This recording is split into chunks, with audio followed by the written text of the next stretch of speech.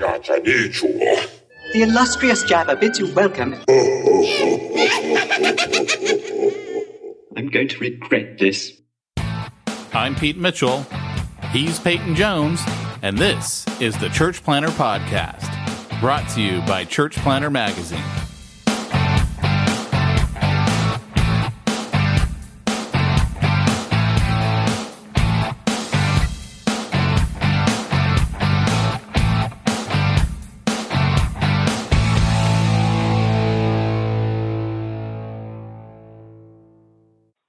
Hey, Church Planter, this is Pete Mitchell. And this is Peyton Jones. And you are listening to the best episode of the Church Planter Podcast we've ever had. I'm saying that in anticipation that it's going to be good. Hey, no pressure. No pressure at all, man. This is, for me, this is like I'll call it a Bama cast, because I'm in Alabama right now. I'm actually sitting here with I got a banjo on my knee as we speak, eating boiled peanuts and some fried possum, a little bit of squirrel leg appetizers, and I did actually eat alligator for lunch today. That's no joke. Did you? I did eat alligator. I did. Nice. Was the alligator dead? That's the question. By the time I got done with it, and somebody asked me on Facebook, they're like, "Hey, does it taste like chicken?" I'm like, "No, it tastes like crawfish." But then I'm thinking, but nobody knows what crawfish tastes like unless they're... You're like, no, it tastes like alligator. Come on, stupid. Yeah, squirrel that was unique. That did not taste like chicken, but it wasn't far off because they fried it, and you're eating a little drumstick, and it's a squirrel leg, but it's kind of like a chicken leg. I feel like we haven't done a podcast in a while. I think it's because we haven't actually done a podcast in a while. You've had some stuff come up with family. We missed a couple of weeks. I don't. It's funny because I don't know if I don't know if it's just Bible Inner Circle or if we posted something about it. I know I posted something on Facebook, but I keep getting messages from people giving me condolences. So if you guys have been out there praying for me, my mom passed away, and I will talk about it for a second because it was kind of cool because I think I mentioned a couple weeks ago, probably the last time we did our podcast, that I had my quote unquote last conversation with my mom, and she was like, "No, I'm ready," and she was cracking jokes. And so when we were in the hospital, she was like, she let us know, and of course she had made it very plain that when there's no hope, take me off the machines, because she was on a ventilator. And she was still very sharp. The woman was sharp as a tack. She was 100 pounds, but she had pooled fluids because the heart wasn't pumping through the lungs.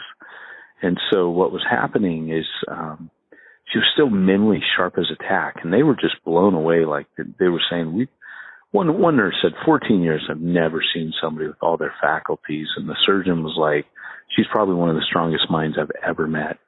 And she was just cool, but she was funny. And she told us, like, hey, take me off. I'm ready to go. And, I want to be asleep. So we knew, like, when we hook her off the ventilator and all that's a tough choice, man. I'm an RN. I can't even imagine. Yeah, it's what she wanted, but, just so you know, if you're ever on a ventilator, I got no problem. I'll pull the plug. So you tell Andrea. You've always said that. You have always said that. Hey, I got no problem, man. But, it was hard. And, it's my mom. That's the last thing I want to do. I'm not saying I can do that to my mom. I'm saying I can do that to you. I want to be clear here. All right. I'll put you in charge then, because that's what it was for my mom. She knew that, it's something I can do. And you never know in that moment whether it's something, it's not active euthanasia, it's passive, where you're not actively killing them, but if they're being kept alive by artificial means, it's ethical to take them off. And so, she was given extra morphine to just make sure that she wasn't in pain and made her comfortable. And then the body took its course. But what was funny is at first they were trying things in stages, and so they weren't going to take her off the ventilator yet. And I had a few moments with her where she couldn't talk, but she could mouth things, and she she could, let us know things, and she'd roll her eyes at us because we do crack jokes. Not during that time, but in the days before, and she's a pretty funny lady. But at that moment, I had my time with her, and we prayed, and then I was able to just say goodbye to her, and then so they stopped the drug. The first thing was to stop a drug that was keeping her heart going and beating strong, and they thought if they took her off that, she'd probably last a few hours, and then the heart would get weak. And so she went to sleep. They'd given her some morphine, and she went to sleep. And we thought that could be it. And anyways, a couple hours later, she opens her eyes and looks, and she has this shocked, her eyes get all big. She's like, "What are you guys doing here?" I was like, she thought she was going to wake up in heaven, and she was just like, "Whoa, what are you doing here? Wait, what am I doing here?" And so she was able to say to us, "Hey, I thought this was only supposed to take a couple minutes," and so, but man, it was cool. I remember, reading something that John Wesley said to a guy named John Sinek, one of his circuit riders, and he said, "Our people die well," and he was really proud of that. That they had peace. To John Wesley, the assurance of salvation was precious, and of course, First John talks a lot about, knowing that you know him, and our hearts are at rest in his presence, and on and on and on. He keeps talking about assurance in First John. And my mom had that. And it was really, really cool to watch my mom just walk. She didn't want to die. Nobody likes the idea of dying, we don't know what the body's going to do. We don't know if there's going to be pain. But my mom was not afraid of death. She had made the decision. She was ready to walk into the presence of the Lord. And I just got to say, my mom was always a tough lady, always a strong woman. I mean, she was a strong lady. But to watch her never complain, she literally never complained in 6 months. But when she died, she was so brave. And that was just, my entire family was humbled. They're like, "Wow, we hope when our time comes, we're brave like she was." And it's just powerful, man. When you watch someone walk confidently into the presence of God, it's an amazing thing. Mm. Yeah. Well, and on that happy note, now we got to do the podcast. You're uncomfortable now. See, this is one of those times where I talk and Pete's this is a really bad time to throw the ball to me. Well, yeah. People don't understand our sense of humor. You and I have said before that we have the right amount of respect and disrespect for each other, and that's part of the reason why we work so well. You mean you respect me very much and I disrespect you very highly? Is that what we're talking about? I'm saying it is the right amount. So so here's the thing. We had, for those of you who have listened to the podcast regularly, we got this thing called the Bible Inner Circle. And this last week, I did a training out here in Southern California. And so we had a bunch of guys fly in from literally all over the country to go through this. And they reminded me, so Wednesday night I had everyone over my house for pizza, just to hang out and stuff. And it's really cool, right? Because we've all talked to each other, pretty much all of us have talked to each other in our Voxer group. And I mean, the Voxer group's amazing, absolutely amazing. Just go back and listen to some of our past episodes where we actually play clips from the Voxer group. It's an amazing group of men and women. And, so anyway, I'm sitting there with all these guys. I'm like, "Oh man, I forgot to text Peyton." And I sent this text to you, and you were laughing your head off when you got my text because of the way you responded in the text. But this is what I mean by the right amount of respect and disrespect. So people got to understand, when you and I went to Exponential a few years back, it's where we met the guy formerly known as White Tyrone. You know where I'm going now, right? I remember now. We had this helium-filled dolphin, and we slapped a Church Planter magazine label on it, and we're floating it around the exhibit hall, because you like rent a space. You get this little space. And I'm like, dude, we're floating a dolphin. And we joked about wanting to do it like when Rick Warren was on stage at the West Coast Exponential, just like have the dolphin start going across and, watch them try to figure out who's got the remote control.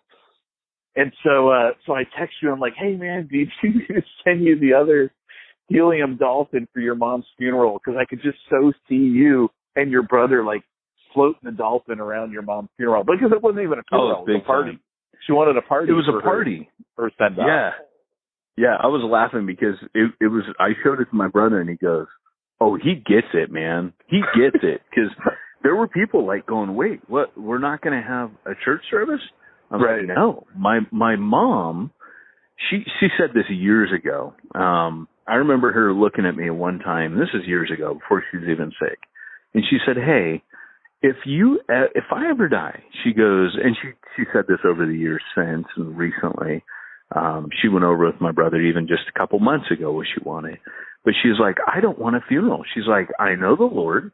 And when my time comes, I'm not going to a bad place. She's like, I'm going to be with him. So she goes, so I will not allow anyone to cry for me. I will not allow anyone to be sad or mourn. No one wears black. She goes, I want a party, and I want you to throw an amazing party. And she goes, I want people to know that this is heaven, man. Like, I've gone home. So we did. We totally bypassed the church deal, and we threw just an awesome, I want to say raging, that sounded wrong. We had a kegger for Mom. I love you, Mom. No, it was great though. Like because she was crazy, man. Like my mom she came from she was a daughter of a highly decorated colonel in the Army, and very well respected, well known guy.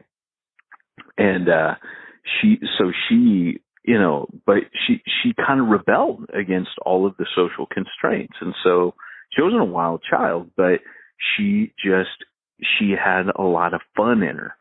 So when she would go to pick up her family, they were all very prim and proper, straight-laced. And she would wear the most outlandish stuff. And this is back in the day where you could go up to the gate and meet people when they got off the airplane. And my mom, like back in the 80s, would be wearing like hot pink, glittery fluorescent spandex pants. Like she would just wear crazy, and she'd be laughing her butt off the whole time, when she was doing it. And she was just funny, man. And she would just embarrass people, just on purpose, because she just had fun. And so we threw a party, man, and it was pretty cool. All these bikers turned up. Nice.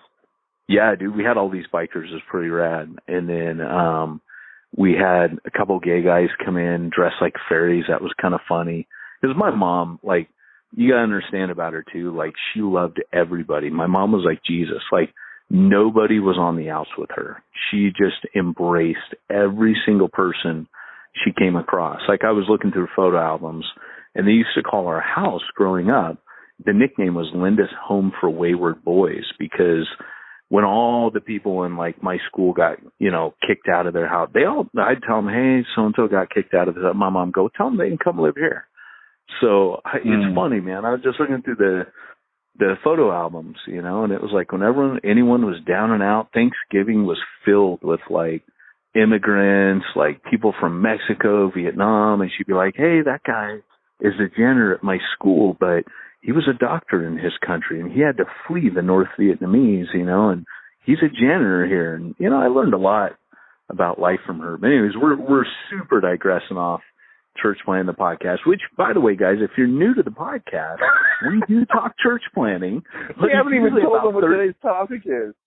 I know. It's usually about 30 minutes in, because we do this. And, of course, I've been away for weeks, and so, it's kind of cool, but bear with us. It's kind of cool to honor my mom like this for a couple minutes, because she was a great lady.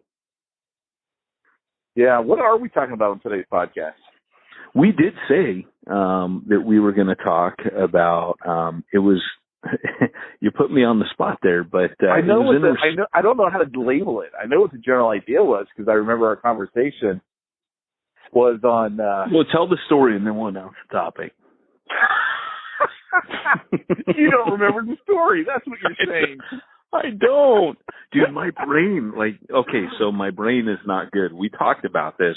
We're actually doing the podcast like hours later because I totally blew past our time. Like, my brain's not been here or there. Like, I've almost run a number of red lights.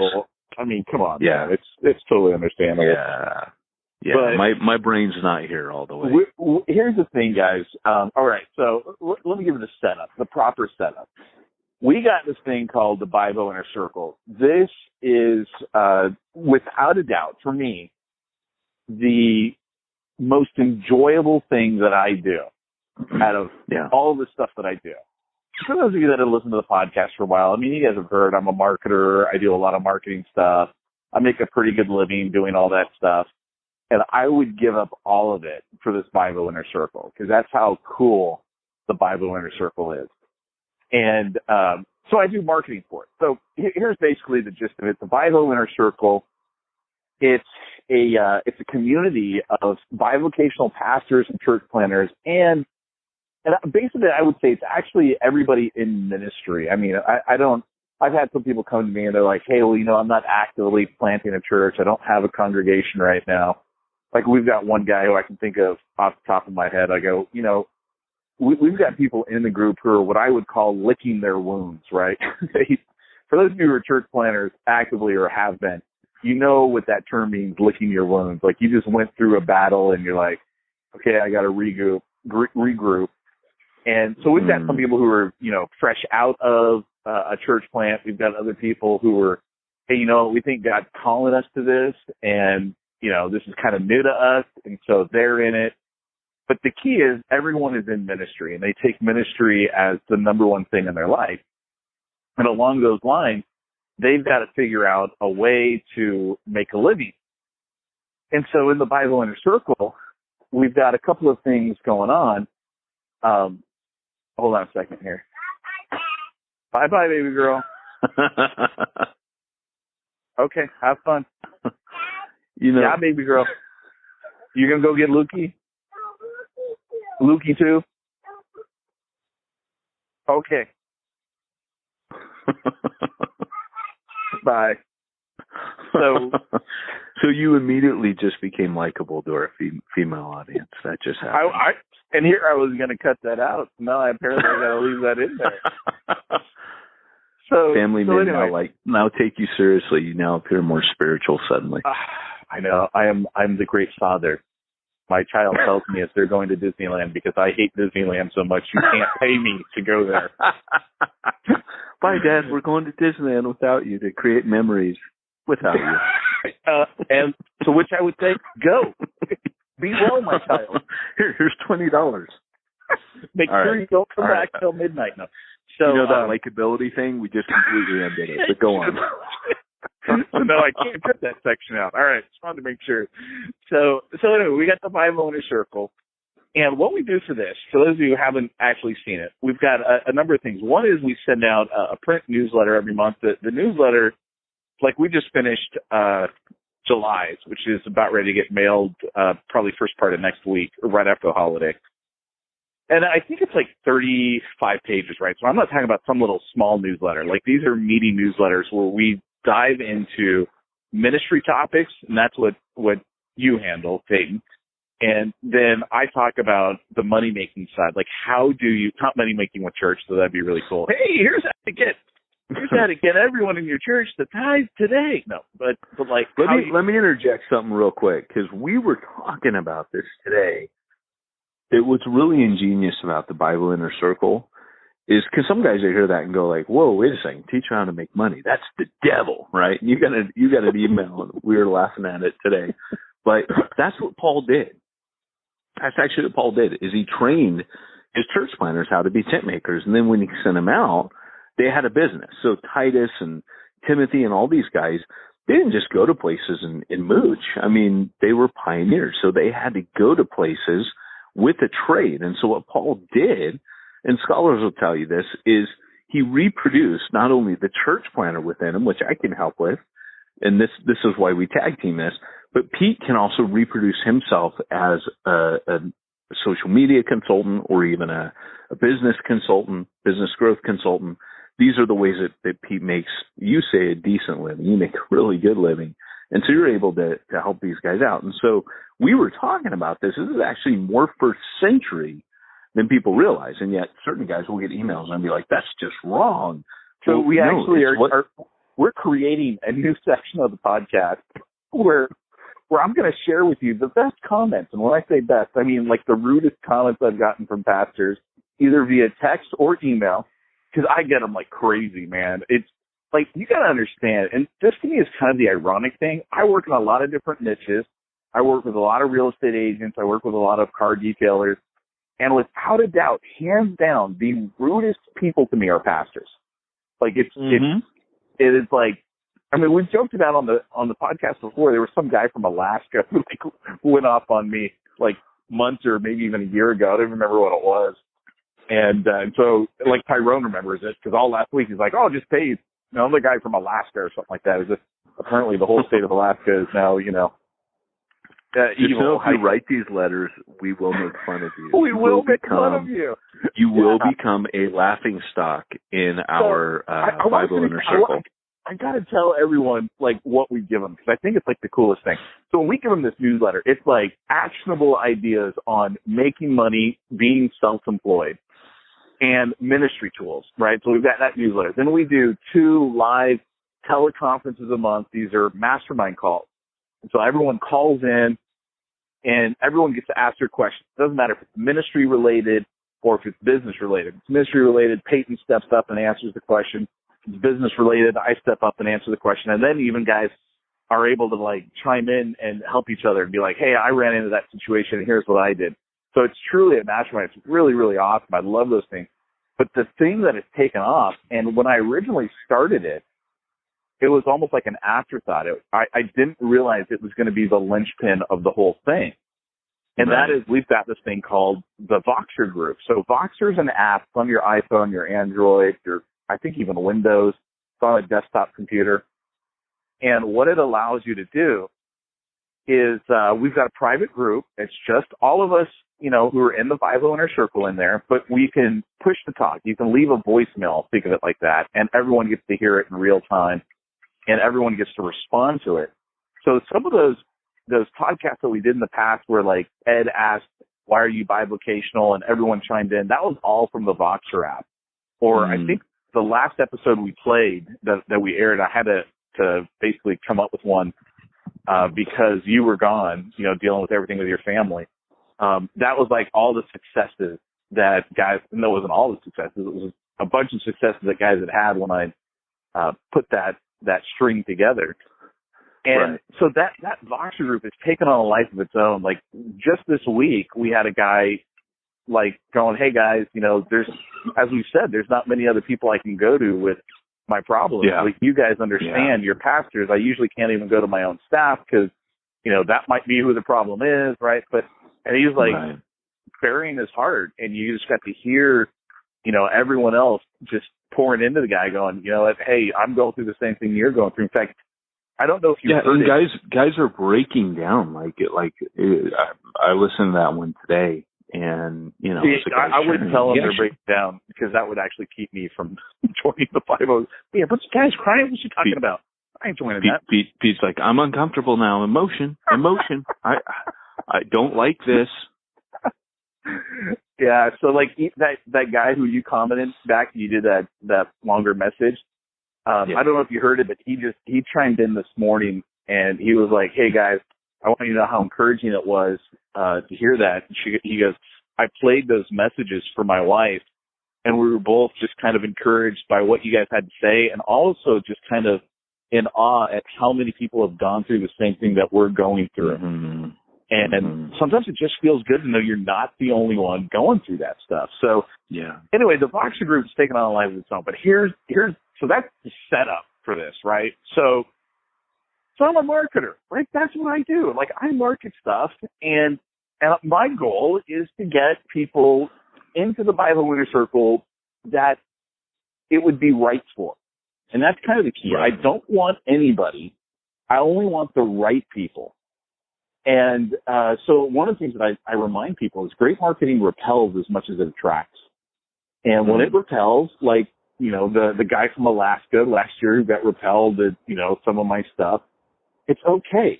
Because if a guy like that were to come into the Bible Inner Circle, it would be like dropping an atom bomb in there. He'd ruin the whole thing. He'd ruin the camaraderie. He'd ruin the connection that people are making, the community that they're able to make with each other. Right.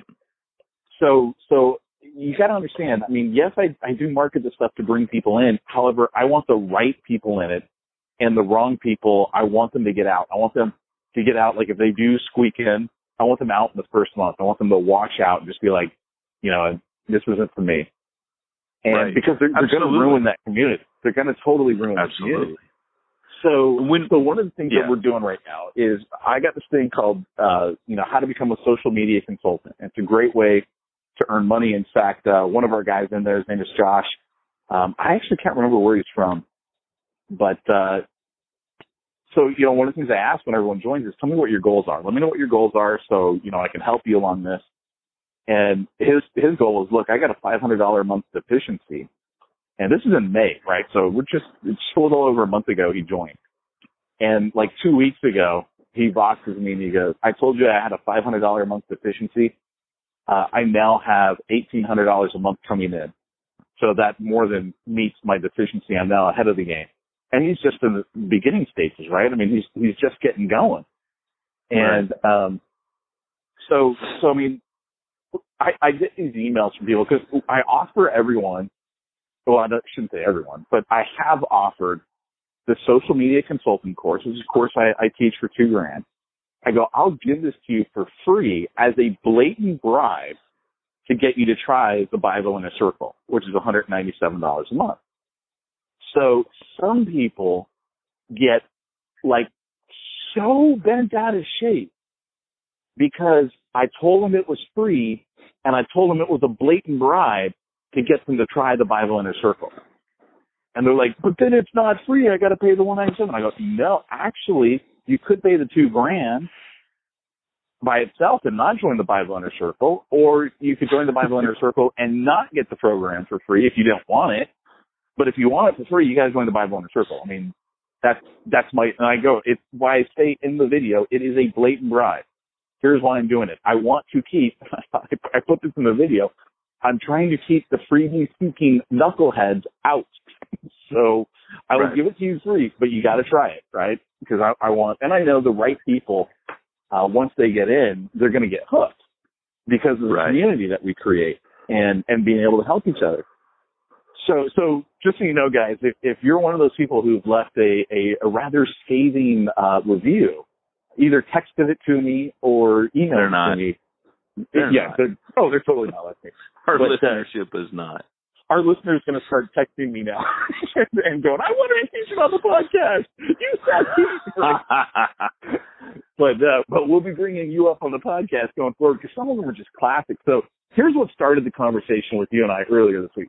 This one guy was actually very respectful. I actually really respected the way that he brought up his issues with how I market. And even though I disagree with him, I respect it because he was very polite. And that was the unusual thing because most of the pastors are just total jerks. like the guy we were talking about this morning who like ends up writing in this long email to me of, you know, how I'm basically the devil, right? And I was joking with you. And all my response to him was like 2 lines. I go, you didn't even watch the video. I think that says more about you than it does me. It was just like, you feel compelled to like have some authority to tell me how I'm doing everything wrong, and you didn't even bother to watch it. And it's like, I know you didn't bother to watch it because of your original question that started the whole conversation. But anyway, so this guy was really respectful, and he basically says this. He goes, hey, you know what? You might want to rethink your marketing strategy because you email people a lot. And I think it might go over better if you don't email us so much. So he's totally respectful in that. And anybody who's been through the funnel, they'll totally agree. I email you to death, right? Yeah. And I text you. I'm always in the funnel, so I get them all. Yeah, right? And He's 100% accurate. I email a lot. But here's my reply to him. My reply was, I go, hey, man, I appreciate your thoughts on that. Because I truly did. Like, I felt he was being one of the nice guys and just giving me his opinion. I'm like, but frankly, I do it because it works.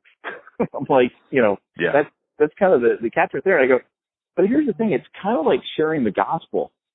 You don't share the gospel with someone one time and then, if they decide it's not for them or they don't respond right away, you walk away. You would continue to follow up with them because you want them to make a decision that's in their best interest. It's the same way with me. I want people to make a decision that's in their best interest, but it's my responsibility to follow up with them. It's not their responsibility to follow up with me, right? It's not someone else's responsibility to go, hey, you know what, Pete, remember like a year ago you were talking to me about Jesus? Okay, I think I'm ready to listen. Now, does that happen? Of course it does. But it's not, you can't rely on them. It's your responsibility to do the follow-up. So that's what I do. And I go, and I don't think I said this in the email. I think I just left it at that because that was truly, it. I'm like, dude, it works. But I am, and this is the part that you and I were talking about. And you're like, hey, we got to talk about this on the podcast. I am 100% not concerned at all with the people who don't want to buy what I got. Like, I don't care if the non-buyer is offended. I don't care if somebody is like, oh, you're emailing me too much. I wasn't going to buy anyway. I 100% don't care because that's not the person I'm trying to reach. I'm trying to reach who this is going to be right for. And so it's my responsibility to continue that follow-up. And that's why I tell people all the time, I don't care when people unsubscribe. I'm like, dude, unsubscribe from the list, right? If you're not going to buy, why do I want you on my list? Because all these marketers, they get bent out of shape. Oh, I got so many people who unsubscribed. And I'm like, so what? So what if they're off your list? They weren't going to buy.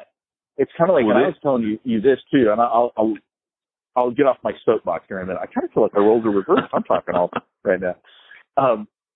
But when I was in high school, this is really pre-email days. For all you millennials, yes, there was a world without email once upon a time. And you'd go visit a church, and you'd fill out a form, and you would be on their mail list and forever. Like, you could not get off. And the reason why that annoyed me is because there was no way to unsubscribe, right? I couldn't go, look, I'm not your ideal guy. I'm never coming back to your church. I was just visiting. Why are you still mailing me?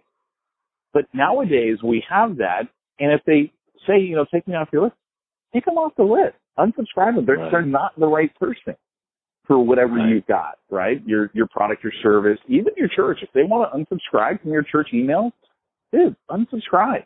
We'll get you another way. But I don't know. So anyway, those are my thoughts on that. Well, and it comes back to a principle, something they said earlier, and I almost jumped in then. Our topic today is attractional versus repellent ministry. Oh. And so here's the deal. When we were talking, I got excited because I go, Pete, we got to talk about, like, this is a principle that doesn't just apply to marketing. It applies to ministry in general, because what we're noticing today is, since the attractional movement, which, by the way, I'm not anti-attractional. I don't have the problem that other people do, because I think Lloyd Jones used to always talk about the pendulum swing, that the pendulum swings far one way and then everybody reacts and they go to the opposite side and they swing too far the other way. Missional and attractional is what we hear talked about in the conversation. No, I'm missional. No, I'm attractional. And it's kind of like a Bud Light commercial. It tastes great. No, it's less filling, and everybody's really talking about the same thing. They're talking about, how do you reach people? And the New Testament knows them both. It knows attractional, aka Pentecost, right? That was attractional ministry, but it also knows missional ministry, which is other parts. And so temple courts and house to house, you have missional and attractional, and that's okay. They're both there. But what people don't talk about is they don't talk about the repellent We can talk about attractional. What about when you don't want everybody? And that's what Pete was saying is Bible Inner Circle. You don't want these yuckleheads that are really judgmental. Like we had an email today where the guy goes, hey, I don't want to pick a fight, but he sent an email and you forwarded it to me because we laughed. And he basically was like, hey, man. That's right, Pastor. We laugh at you. Well, but we do. We laugh because, his stuff, he's like, and in Sermon on the Mount, Jesus says, let your yes be yes and your no. Well, that's not what he was talking. He wasn't talking about somebody saying, hey, I have something for free. And yes, you get it. Anyways, and I said, well, I guess, he hasn't, because he said, well, I've been preaching to the Sermon on the Mount, it's made him sensitive. And like you said, had he listened to your whole thing, he would have understood what you're saying. And I said, I guess he hasn't preached as far as judge not. Well, the last thing we want is guys that come in and they're just super judgmental and they're making life hell for it. Right now, there's a brotherhood and a camaraderie, and guys can speak into each other's lives, but they're doing it as brothers and friends. They're not angry at everybody about everything. And I think that like you said, like with a church planting core team, this is where I've seen it often, is where often on church planting core teams, church planners want people, they want the numbers because they want to legitimize their church plant by having success. And whether we know it or like it, we often equate success with numbers. So it's legit if I can fill a room with people and see that, God blessed me. Well, there's lots of full churches that maybe God isn't blessing, and they've attracted tons of people, but they have size, but they don't have depth. There's not that relationship. There's not it. I've been in big churches where I think, man, I wouldn't want anyone to come to this thing, because when they really get to know us, we're eating our own, or you know what I'm saying? Like there's no real fellowship. There's no warmth. There's no aspect of Acts 2:42. And so when it came to building a core team, what I would often do, you say good marketing repels as well as attracts. I would send out cards that would offend religious people like crazy, but really appeal to unchurched people. And I remember getting angry phone calls from pastors. What are you saying in this? Blah, blah, blah. And I would say something like, church sucks. We all know it's true. And you can't, other churches are, hey, what are you saying, Mike? I'm not saying your church sucks. I'm saying that the non-believers in your town or in these communities, this is in Wales, I'm like, have they come to your church? No. Why? Because I think your church sucks. And you know what? I'm just calling it what it is. They have you're like, I'm not saying your church sucks, but if the but they are, but they are, but they are, and I'm trying to reach them. So I'm just going to come out and say it. They think church sucks, and so we're doing something completely different that doesn't suck for non-believers. Your church is awesome for Christians, and I'm not trying to get Christians. In fact, I made a deal with all of the pastors in the area. If your members come to my church plant, I will tell them, no, you can't come here. And that's radical, right? Like nobody, and they would kind of go, oh, really? And I'm like, yeah, man, I don't want your Christians, honestly. And that's really radical even among church planners, because I can tell you of a lot of church planners who would love it if people came to their church because they need the numbers. They need the tithe, honestly, is what they're looking for. And I'm not saying all church planners, but I'm saying that's radical even among church planners. Yeah, and it was radical at the time. Yeah. Well, here's the thing.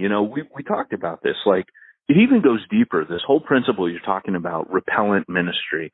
I had spent, remember now, we'll go back in time. I had spent 3 years on staff at Lloyd Jones's. They wanted to vote me in as the pastor, and I laid down a list because I watched him just fry the guy that I served under, and I thought, he was way more patient than me. Like, there's no way I'll survive. And that now I loved that church and I loved those people. They were amazing. But the only reason they tolerated me, and they loved me to death, don't get me wrong, but it was because I could preach. And they loved my preaching. But my ways were, I remember one guy telling me, hey, you keep preaching like that, you do whatever you want as far as I'm concerned. because I was their evangelist, and I was starting to get radical. And I remember thinking, I'm going to break this church. If I end up being the guy, I'm going to be the guy that splits this church. And I don't want to be that guy. So I laid down 10 things, and I said, look, guys, we know. And we ended up planting off anyways. I helped another guy plant off and was a part of that. But the reality was, I was kind of like, look, anyways, all that to say, I ended up, they rejected my proposal, and this and that. And it was kind of like, if we're going to work together, these 10 things. Now, in one sense, I was repelling a legacy church, like a historic church. You know how cool it would be on my resume to have just walked into that and have, hey, Peyton Jones, former pastor of, right now I can only say evangelist, but that would have been really cool, but I was repellent even back then. Jesus, in fact, was repellent of crowds. Interesting. I was reading Chuck Swindoll, who, I know you guys all think he's like an old fuddy-duddy dude from the 80s, master communicator. I'm one of the most masterful preachers of our century. And Swindoll was talking about how Jesus had the temptation. And at the temptation, I had never made this connection before, that, Jesus was like, he's hungry, he's fasting, and Satan comes to him and says, hey, if you're the Son of God, tell these stones to become bread. And Swindoll starts going on about it, that all this was about Satan telling him, hey, if you do these things, people follow you. If you're able to throw yourself off the temple, people follow you. Make a big show. Hey, who wouldn't follow someone who could just mass produce bread for hungry people? And that's why when Jesus is, he does the miracle, the 5,000, the next day, he gets in the boat and he takes off. The next day, they run around the Sea of Galilee. Like, that is radical. They run around to see him on the other side. Like, they're ready to follow him because he gave them bread. And he says, you're following me because I gave you bread. And then he repels them. And he says, eat my flesh and drink my blood. And he repels them. And that is radical. When you start standing like that, where no one can buy you and you're not owned by having crowds and following, for example, like, I think a lot of guys, they start off wanting to church plant and become serial church planters. And then their church grows and they're like, well, I can't leave it now because it's my paycheck, and which is another reason to teach guys to do Bible. And because Paul would move on, Wesley would move on. He trained his guys to live as circuit riders. But Jesus had this repellent bone in his body. And one of the things I'd never seen before was Jesus at that moment. I think it came back. This is what Swindoll brings up. Swindoll brings up that at that moment for Jesus, it was a temptation like what Satan offered him. Turn these stones to bread. Anyone will follow you. And Jesus just goes, you know what? You guys are following me for the wrong reason. And he repels them. And the disciples are like, Lord, this is hard. It's a hard saying. We don't know what to do. Like, this is difficult, Lord. And Jesus is like, well, are you going to leave as well? He is willing to let the apostles walk out on him. And I think for a church planter, you have to have, and in ministry, you have to have that ability to do the right thing. And in this age of Twitter and Facebook likes and like me and look at me and follow me, I think we're in big danger of this. I think that we still need people and leaders and church planners who are going to stand up and be prophetic, and they're going to let God speak through them, and they're not going to. And this is why I went back to Lloyd Jones, because I'll be honest, I was playing to the crowds when I was Lloyd. The evangelist that Lloyd Jones is. I was the golden boy, man. Like, I was. No sooner was I the evangelist at Lloyd Jones. A couple of years in, I was making the rounds on the circuit, and then I got invited to be a part of the evangelical movement, which is kind of the movers and shakers in the evangelical world. I got asked to be a part of the executive committee. Then I became a part of the board of it, the admin board. And then I got asked to be an editor for the evangelical magazine. Like, it was all it was all there, man. It was all like, that was like the path to greatness, man. It was like, started getting asked to speak at the conferences and take part in it. And all of a sudden it was like, that church I went to that kicked me in the teeth, I quit everything. And what happened is I never defended myself after that happened. I won the vote. I called in a respected moderator who had my back, but they just trashed me. And I just let it go on because I was like, I'm done with ministry. If this is what it means, I'm out, right? But something really cool happened. And that is, as soon as my reputation was destroyed, I didn't care what people thought about me anymore. Mm. And once that happened, I didn't care about repelling Christians or having people think less of me. That's when I was freed up finally to do what God wanted me to do. And it was kind of like after that moment, man, I didn't look back anymore. I never worried about Christians anymore. I wasn't there to please Christians. I wasn't there to, I think I mentioned on another podcast the day where the guy goes, you did this. It was like we would have people come visit and they get mad at the wrong things, and I tell them, hey, don't you come here and teach these new converts to get mad, because they don't know what to get mad at unless a Christian teaches them. And you can teach them to get mad at the wrong stuff. They need to get mad at the right stuff. And that's just, you're all focused on this legalistic crap, or you're focused on, I remember one guy saying, he was basically like, hey, that overhead, you had the guy from Jesus of Nazareth. I had nothing to do with it.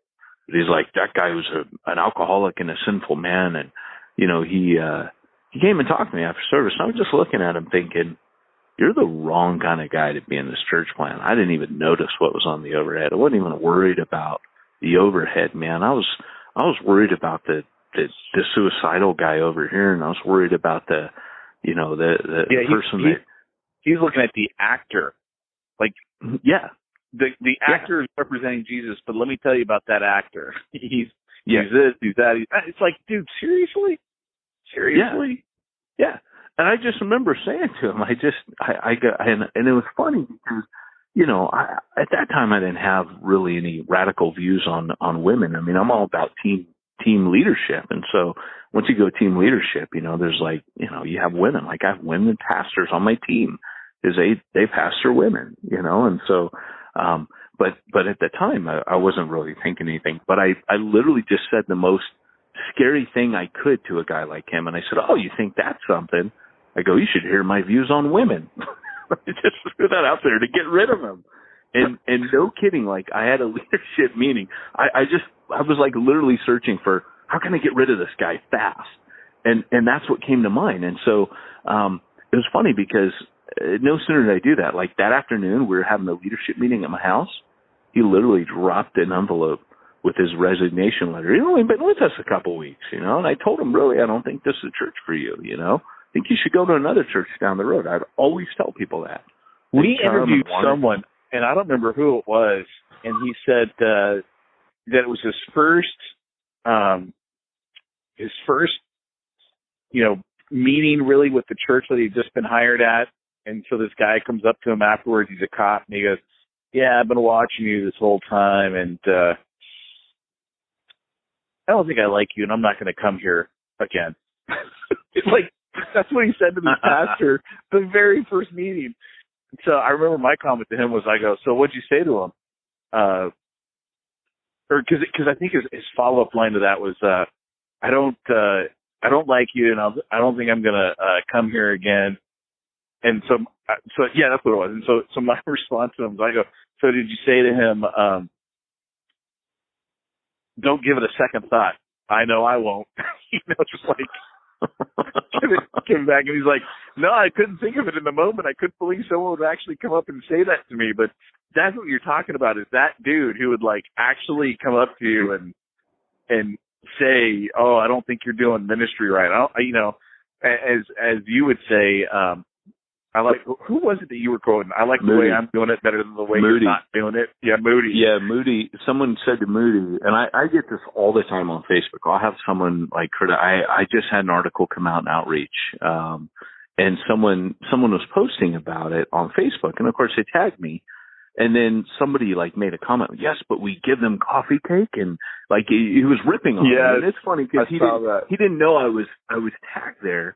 And I didn't respond to it because, you got to be kind of insecure to make a big deal about it. I didn't care. But the reality is that, he made this response. And it's funny because Moody had something similar, because my thought when I read those, I always think, but I bet you I see more converts. And it's not me being like, it's just, I know I lived there at one time. I judged everybody. But once it became about reaching lost people, that stuff didn't matter anymore. I was like, yeah, I remember being but I had a lot fewer converts when I was always angry about, you didn't do this right. And someone came to Moody and said, I don't like the way you do evangelism. And Moody said, oh, how do you do it? And he goes, well, I don't. Or is it how you lead converts to Jesus? And he goes, well, how do you do it? And the guy goes, I don't. And I said, and he goes, well, I like the way I do it better than the way you don't. Right. I love it. And there's so many instances. Yeah, there's so many instances of people coming up and being super rude. Wesley had a guy walking towards him in the street once, and they were both on the sidewalk. And the guy stopped, and he wasn't going to move and make way for Wesley. And he stopped and he said, I never make way for fools. And Wesley stepped off the curb and into the street and said, I always do. And walked around him. See, I always wish I was that quick. I'm not that quick. I'm the guy who's like 5 minutes later, I'm going to be stewing on it. I'm like, this is what I should have said. But I love it when I hear guys who are that quick. That's it, man. But church planners, you have to have the ability to it's kind of like you and I were talking the other day, that so many times in church planning, I've had to make a decision where I know I'm going to lose people. The question is, who do I want to leave? If you're pandering to Christians, then you're always going to be jumping through hoops. And because Christians are into so many weird, wacky things, one day you'd be like feeling like you got to talk about Israel in the right way. Then another day you're going to feel like you got to talk about conspiracy theories, and because they're reading Left Behind and thinking the Antichrist is some blonde-haired guy in Russia. Like, I went through all this stuff in the 90s, and at a certain point you just go, everybody just go home. Like, seriously, like none of that stuff matters, and we're not pandering to you. Once you do that and you just go like Paul, where he goes, I care very little if I'm judged by you or any other human authority, for the Lord alone judges. And then he just says, we will all give an account to him. I will give an account to him. He judges my motives and thoughts. Just have your eye on Jesus. Have your eye on the one person that matters. You know what Jesus has his eye on? The lost people in your church plant. Otherwise, he wouldn't have called you to plant a church. I guarantee you, Jesus did not call you to plant your church to reach Christians. He didn't. What he did is he called you to plant a church to reach lost people that will change the Christians with you on the way, if you've got the guts to not pander to them. And so in one sense, you don't really grow up in ministry until it's kind of like a coming of age. You come of age as a minister when you suddenly go, I have one person to please, and he was crucified and resurrected, and you don't fit that criteria. So it's kind of like that T-shirt, I can only please one person today, and he's God. Tomorrow's not looking great for you either, And so that's really what it is, man. And once you do that, that's why when you were, I felt like Epstein on Welcome Back, Carter, when you were talking about this. Remember that old show? No, you don't. I never watched it. I know what it was, but I never watched it. Well, there's a character there named Horshack, and every time somebody he would know the answer, he'd go, oh, and he'd like go nuts and put his hand up in the air and start bouncing his desk around. And that's how I felt when you started talking about this, because I'm like, that is a secret. And for your core team, guys, seriously, for your core team, you have to let people know right up front on your core team, like, hey, I don't think you're, and you can let them travel with you for a little bit, but at a certain point, you guys say, hey, I hear you talking about how we're going to be this big thing. We're going to have all these ministries from day one. And I don't think you know what church planting is, and this might not, because I would have people come to me, and it's like, we were like 5, 6 people when we first started meeting in my living room. And some of our earliest additions, who ended up being incredible, were like, hey, when are we getting a youth group going? And we're like, yeah, that's kind of not really our focus right now. We're probably not going to have a youth group for a number of years. And when we did start a youth group, it was an outreach, and we used that outreach to grab all unsaved kids that were troubled kids. I've told some of the stories in reachingthenreached.book.com. Cha-ching!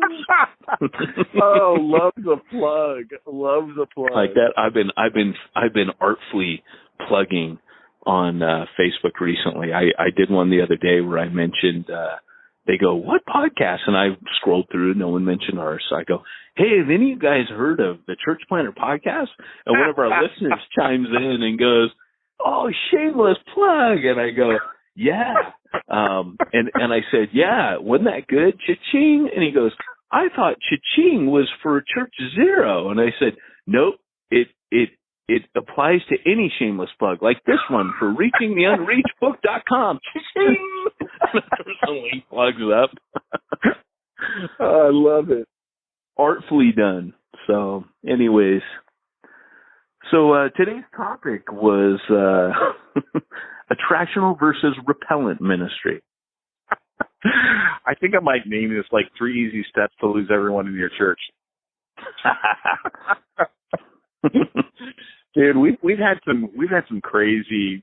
I haven't even shared most of the emails that I get with you, the hate emails. I did share one with you because we both really respect the guy, and I just happen to have I just disagreed with him.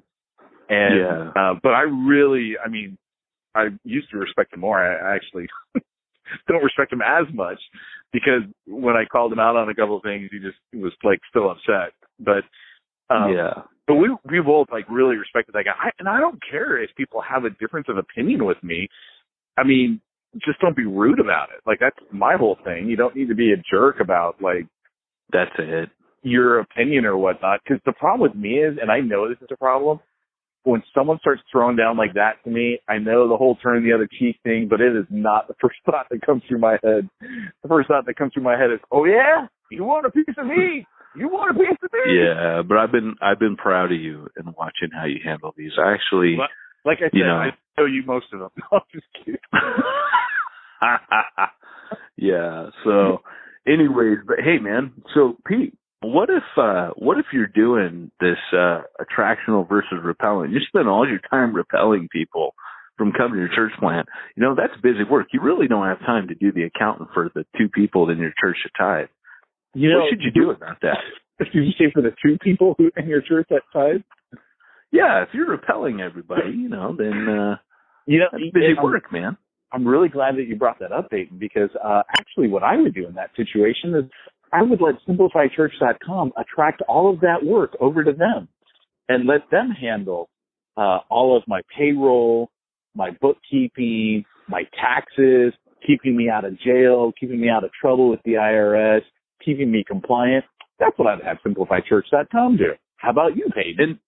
Well, the good news is, Pete, because no church is too big or too small for them, that 2 people isn't a problem. They'll do all your bookkeeping needs, and they'll give you personalized service. And one thing, I just did funny enough, I just did an interview with Josh over at Simplify for something he was doing. He asked me to interview him. I forgot that he's a pastor and a church planter. Like, that's his background. So he actually knows all that stuff. And, when I heard that, I remembered that's why I signed up with you years ago, because I was like, this dude gets it, man. So anyway, Simplify Church, they rock. They do. They do. Well, hey, guys, thanks so much for listening in and listening to my private rant and what excites me most. And the principles that we were able to pull out of it.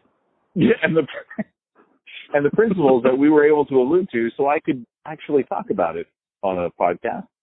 Why don't you sign us out, Peyton? All right. Well, hey, guys, don't forget to pick up your copy of Reaching the Unreached. It's my new book. And that book also has a small group study guide within it. Be sure to check that out. You can order it by the case at discount by going to reachingtheunreachedbook.com. And also, today's podcast is brought to you by the BivoInnerCircle.com. If you guys want to go ahead and sign up and get involved with this deal that we're doing right now, we want to help coach and train you in first century style church planting and give you the freedom, flexibility, and mobility to plant anywhere, anytime, and actually take care of your family while you do it. So go on over to BivoInnerCircle.com and check that out. And this has been Peyton Jones and Pete Mitchell reminding you, if you want to reach the ones nobody's reaching, you need to go where nobody's going and do what nobody's doing.